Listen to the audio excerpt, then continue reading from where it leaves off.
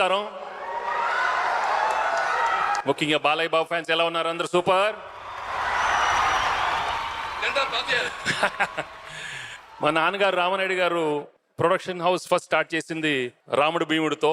So NT Ramarao గారు ఎప్పుడు is always got a very very special place in my heart. అలాంటి పెద్ద shadow నుంచి బయటకు వచ్చి తన ఓన్ స్టైల్ అండ్ స్టార్డమ్ సంపాదించుకున్నాడు ఆయన బాలయ్య బాబు గారు. అండ్ మళ్ళీ ఇంకా is continuing it is 50 years.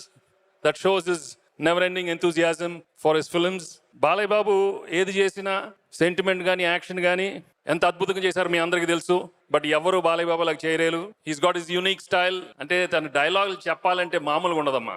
Flute జింక ముందు సింహం ముందు కాదు.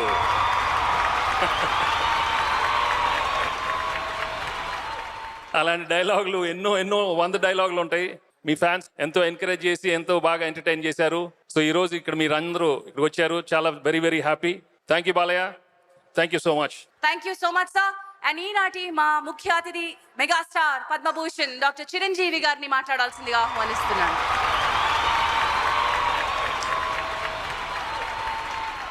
కన్నుల పండుగగా ఈ రోజున మా బాలయ్య బాబు 50 సంవత్సరాల నట జీవిత వేడుక ఇంత బాగా జరుగుతుంటాం. అందులో మేము పార్టిసిపేట్ చేసే అవకాశం మాకు రావటం అన్నది అత్యద్భుతం. చాలా చాలా సంతోషం.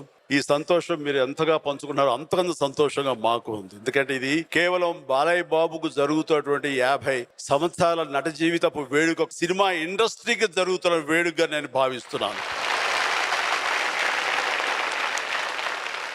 ఇది యాదృశ్చికమో కాకతాళీయమో లేకపోతే ఆ దైవ సంకల్పం నాకు తెలియదు, కానీ విశ్వవిఖ్యాత నట సార్వభౌమ నందమూరి తారక రామారావు గారి సెంటినరీ 100 సంవత్సరాల జయంతి ఉత్సవాలు జరుపుకునే సంవత్సరంలో బాలకృష్ణ గారి 50 సంవత్సరాల నట జీవితం వేడుక కూడా జరగడం అన్నది గొప్ప ఫీట్. ఎవరికో ఎప్పుడో గారి జరగటువంటి అద్భుతమైనటువంటి ప్రక్రియ ఇది. రామారావు గారు మహానుభావుడు. ఆయన చెయ్యని పాత్రలు లేవు. రాముడు, కృష్ణుడు, వెంకటేశ్వర స్వామి, రావణాసురుడు ఇలాంటి పౌరాణిక జానపద సాంఘిక చిత్రాలు ఏవి చూసుకున్నా సరే ఆయన వేసిన బలమైన ముద్ర అది అంతా ఇంత కాదు. ఆయన పుత్రుడుగా రాణించి మెప్పించి ఒప్పించడం ఆషామాషి విషయం కాదు. But Balakrishna he made it. నాన్నగారు చేసిన పాత్రలు చేశారు. నాన్నగారు లాగా రాముడు, కృష్ణుడు పాత్రలు వేశారు. శ్రీకృష్ణదేవరాయల పాత్రలు వేశారు. అన్ని రకాల పాత్రలు వేసి ఆయనకు తగ్గ తనయుడుగా తను ఈ రోజున సినిమా ఇండస్ట్రీలో నిరూపించుకుంటూ అజరామరంగా ముందుకు వెళ్ళిపోతూ సాగుతూ వెళుతున్నారు. రామారావు గారి 1000 పాత్రలు కూడా బాలయ్య వేసిన పాత్ర తెలుసా? ఫ్యాక్షన్ పాత్రలు. కత్తి తీసుకుని నరుకుతూ వెళ్తే ఓ రకంగా చెప్పాలంటే నిందసేనారెడ్డిగా చేసినటువంటి సినిమా ఇన్స్పిరేషన్ కూడా సమరసింహారెడ్డి. ఇప్పుడంతా sequels, prequels, number 1, number 2, number 3 సినిమాలు జరిగేటటువంటి దీంట్లో ఎవరైనా సరే కథకులు ముందుకొచ్చి ఇంద్రసేనారెడ్డి వర్సెస్ సమరసింహారెడ్డి క్యారెక్టర్స్ ని ఒక సినిమాలో పొందుపరిచి మమ్మల్ని చేయమంటే మాత్రం బాలయ్య నేను రెడీ, మీరు రెడీ శభాష్. అలా చేస్తే ఎలా ఉంటుందో ఊహించుకోండి. ఏంటి బోయపాటి, ఏంటి లేచిన ఉత్సాహం చప్పట్లు కొడుతున్నావు? ఛాలెంజ్ ఇస్తున్నాను, తీసుకో.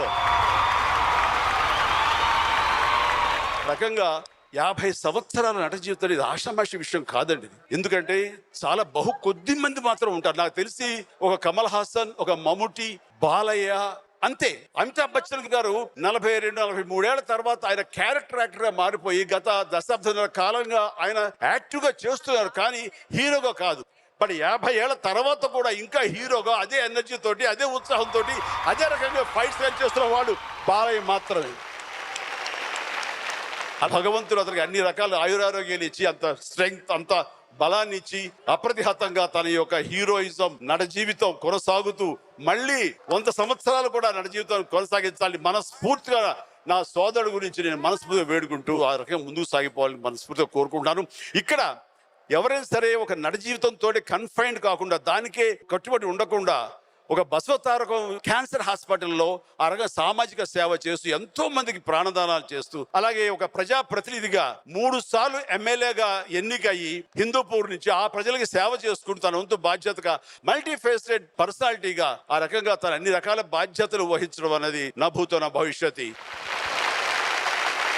ఇలాంటి కార్యక్రమంలో మేము అందరం పాలు పంచుకోవడం, ఇంతమంది కుటుంబ సభ్యులు అందరూ సినిమా పరిశ్రమ అంతా ఒక్కటే ఇక్కడ మీ ముందు నిలబడటం అన్నది అది బాలయ్యకే సాధ్యమైంది. ఈ రకంగా మేమంతా ఒక్కటి, మా ఆర్టిస్టుల మధ్య విభేదాలు లేవు అని తెలియచెప్పడానికి ఈ కార్యక్రమం కేవలం బాలకృష్ణని మనం అభిమానించుకోవడమును, తన సన్మానించుకోవడమే కాకుండా మేమంతా ఒక్కటి, ఒక కుటుంబం అని చెప్పుకోవడానికి కూడా ఈ వేదిక దోహదపడింది.